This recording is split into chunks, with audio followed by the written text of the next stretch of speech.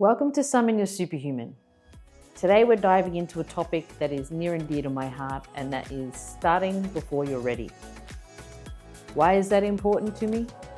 Because I have had a perpetual cycle of waiting for the right time, or my I's are dotted and T's are crossed before I've done things. I needed to learn more first before I get started, or now's not the right time, etc. You get where I'm going. So why is it important to start before you're ready? Because sometimes you just never start. I was motivated to record this episode after a conversation with a client of mine. He's been so inundated with work that he's fallen off his training regime, and even though things are excelling brilliantly in his career, the ball drops in other areas. And guess what one of those areas are? That's right, his health. Now, I'm not saying that balance is easy or even attainable for longer than a short period of time. Because whether we like it or not, we're always going to be putting more energy into one area at certain times. It's never really fully balanced. It's just like the trending Cardi B challenge that you see all over. And she's in her heels by the pool in a squat-like position with her leg crossed over like a lady. And she's just, elegantly balancing in probably the most awkward position. And a lot of people can't manage it, but there are a lot of people that can. And so maybe because it's not easy, people think, it's impossible, or it's only for a select few. But just like anything, if you put enough time and attention into it, you can accomplish your set goal. It just may take some time, and sometimes longer than others. So when my client said to me, "Ria, I've lost motivation," I said, "Yes."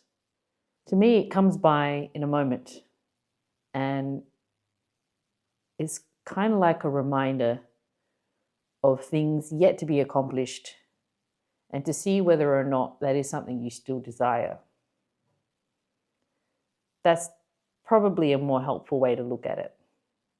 In this situation, and as a high achiever, I can relate to this as well, is you start getting momentum and you start making progress, and then you get steered off course, and then you feel yourself regressing.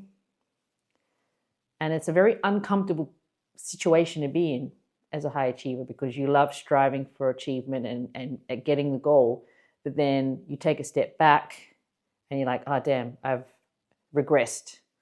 And it's disheartening, because then you feel like I'm almost starting again. And then this guilt and the shame sets in, and then you procrastinate and make excuses, and then next minute you're taking more steps back. Here's the thing. You'll actually feel worse if you let it regress more than if you just pick up the ball where you left it. Because if you just regain from the course of which you left it, then you're going to steer it back in line. To me, motivation is more of a moment of innovation. It's that spark that ignites that passion, that desire to take action. It's exciting, but good things take time, plans, and action. Then when life happens, and it will happen, you'll get steered off course. And this is when many people feel discouraged, and they will often think, oh, I tried this thing and it didn't work. It mustn't be for me. But here's the truth. Motivation is simply the ignition. It's to get you started. The momentum is what keeps the ball rolling.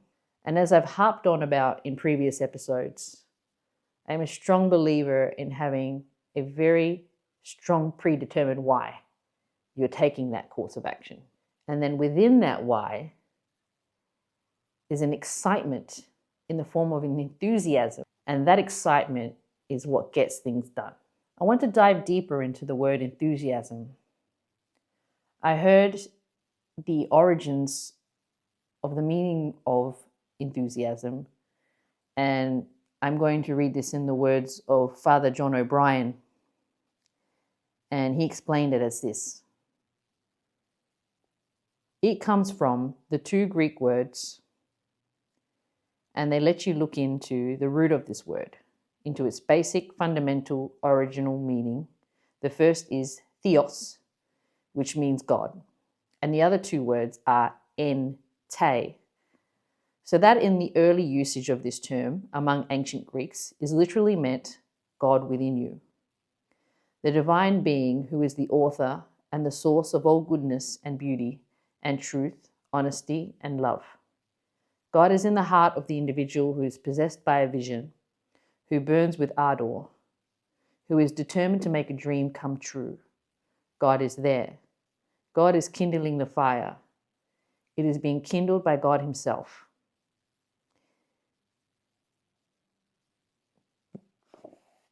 And that really got me thinking about the word enthusiasm.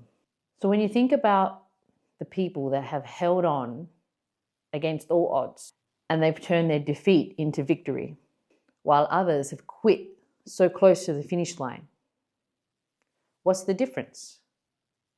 Enthusiasm. If you think back on your life, you'll agree that anytime you've lost enthusiasm, you've lost your desire to keep working at it. And then what happened? Eventually, it all got pushed aside. In major life functions like marriage or career, losing motivation, enthusiasm can be disastrous. Is there a desire that you may even lose your motivation to work as hard as necessary to change your existing conditions? Absolutely, unless you learn how to keep those flames burning and alive. So how do you develop enthusiasm? You have to keep yourself focused on your goals every single day. The more worthy and desirable your goals, the more dedicated and enthusiastic you'll become. Understand and act on Professor William James's statement. Emotions are not always immediately subject to reason, but they are always immediately subject to action. Imagine being called to make a speech in front of thousands of people. The words in which you speak to yourself,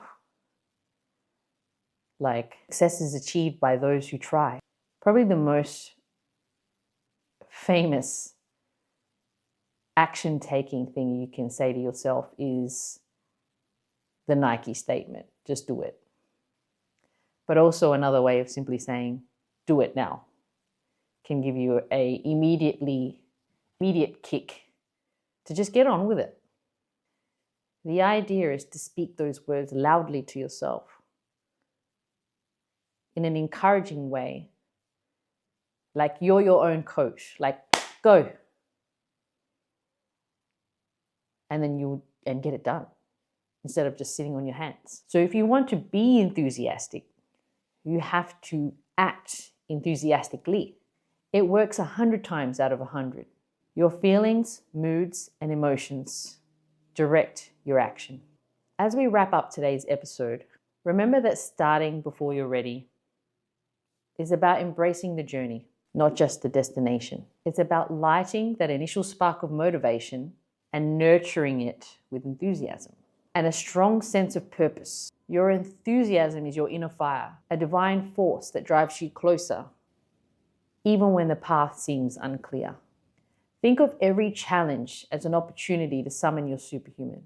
It's about having the courage to step into the unknown, to act with clarity and willingness, even when you feel ill-prepared. Remember, the pain of regret is far greater than the fear of rejection or failure. So start today. Take that first step. Believe in yourself as much as I believe in you. You've got the power within you to make incredible things happen. Thank you for tuning in today.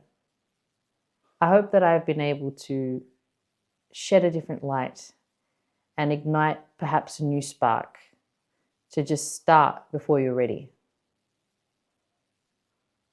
You deserve it. You have literally been put here for a particular purpose, for a message that you are meant to share, and you alone.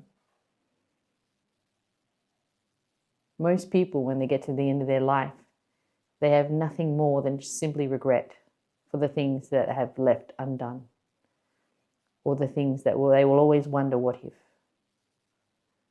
Don't wonder what if anymore. Just do it.